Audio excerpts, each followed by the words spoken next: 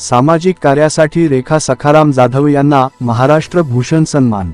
खोपोली कार्याची दखल घेत रेखा सखाराम जाधव यांना महाराष्ट्र भूषण सन्मान प्रदान करण्यात आला आहे।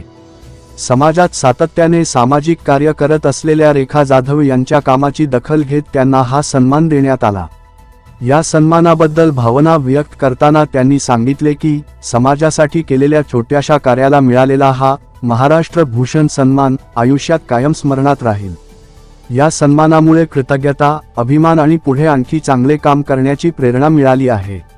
महाराष्ट्र भूषण सन्मान मिळाल्याचा आनंद शब्दांत सांगता येत नाही। हा सन्मान माझ्या कामासाठी नवी प्रेरणा असून समाजासाठी अधिक जोमाने काम करण्याची ऊर्जा देणारा आहे, अशी भावना त्यांनी व्यक्त केली।